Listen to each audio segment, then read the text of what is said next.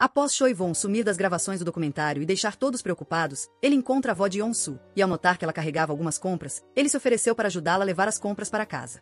Depois de levar as coisas para dentro de casa, a avó também abriu o coração para Choi-won. Ela disse que, se Yeon-soo tivesse feito algo errado, ele não deveria culpá-la, mas sim a própria avó. Nossa vida sempre foi muito difícil. Fui eu quem ensinou a Yeon-soo a só cuidar de si mesma. Se ela fala de forma ríspida, se tem um temperamento difícil, tudo isso é culpa minha. Então, qualquer coisa que ela tenha feito e que você tenha odiado, ponha na minha conta.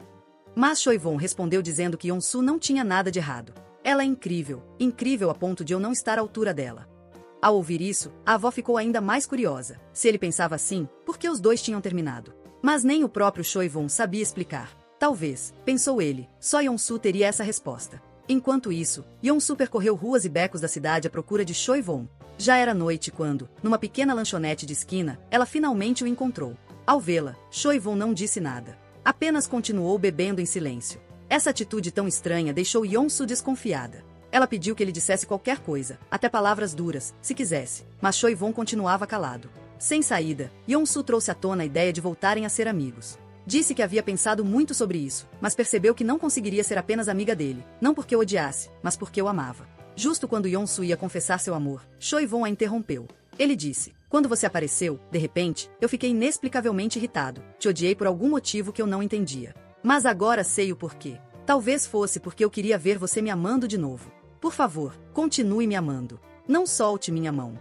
As palavras sinceras de Choi-won encheram os olhos de Yeon-soo de lágrimas. Naquele momento, os dois finalmente romperam a barreira entre eles e tiveram coragem de declarar, sem medo, o que sentiam. Talvez tenha sido tudo rápido demais. No dia seguinte, Yeon-soo ainda perguntou timidamente a Choi-won, Fênix, por favor, cuide de mim. A partir daquele dia, os dois iniciaram um relacionamento romântico. O amor que estava adormecido há tanto tempo floresceu novamente. Para não perder esse sentimento tão precioso mais uma vez, Yeon-soo começou a aprender discretamente sobre relacionamentos amorosos. Procurou dicas na internet, leu artigos no Baidu e até pediu conselhos aos colegas de trabalho. Depois de aprender algumas técnicas, ela colocou o plano em ação. Primeiro, convidou Choi-won para jantar. Para impressioná-lo visualmente, comprou uma roupa nova. No carro, lembrando-se do que os colegas disseram, que sorrisos eram essenciais, Yeon-soo começou a sorrir exageradamente, aplaudindo até sem ter ouvido direito o que Choi-won dizia. O gesto repentino deixou confuso e criou um clima meio constrangedor. Tentando melhorar a situação, Yeon-soo passou a elogiar a direção de Choi-won, justo quando ele raspou o fundo do carro no asfalto.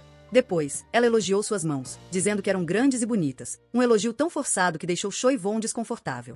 Chegando ao restaurante, a atmosfera que deveria ser romântica foi abalada quando, ao cortar o bife, Choi-won sem querer espirrou pedaços na roupa de Yeon-soo. Ela quase perdeu a paciência, mas se lembrou das instruções. Nada de reclamações ou explosões de raiva.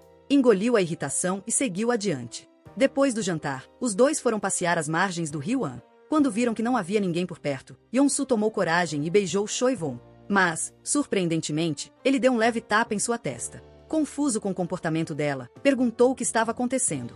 Yeon-soo explicou que estava tentando mostrar uma nova versão de si mesma. Que casais que brigam com frequência têm mais chances de terminar. Por isso, ela estava se esforçando para manter o relacionamento leve e fresco, e que isso era algo dito até por doutores em psicologia de universidades coreanas. A resposta de Choi-won aqueceu o coração de Yeon-soo. O novo, sempre é novo. Vi você ontem.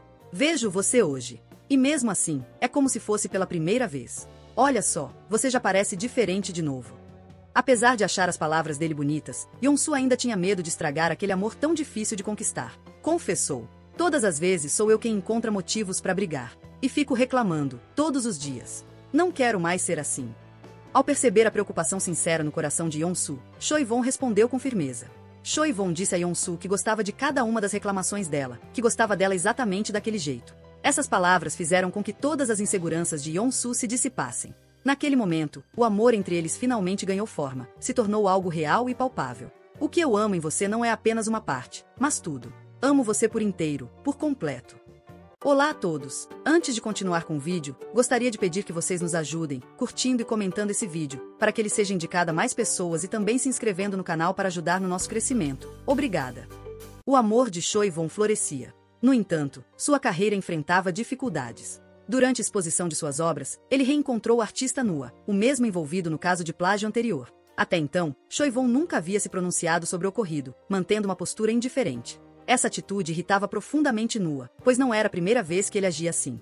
Anos atrás, os dois haviam estudado juntos em um ateliê. Naquela época, Nu havia plagiado um dos quadros de Choi Von, e mesmo assim ele não disse nada. Silenciosamente, aceitou tudo. Agora, mais uma vez, ele escolhia o silêncio. Essa indiferença constante fez Nu pensar que Choi Von era um homem muito triste, alguém que parecia não se importar com nada, que estava sempre disposto a abrir mão de tudo facilmente. Ele ainda afirmou que os quadros de Choi Von pareciam vazios e entediantes. Para ele, talvez soassem como simples críticas de Nu, mas logo em seguida um renomado crítico de arte publicou uma avaliação devastadora na internet. As obras de Choi Von se assemelham aos rabiscos de uma criança. Preso em seu próprio mundo, ele pinta sentimentos imaturos, como os de um garotinho.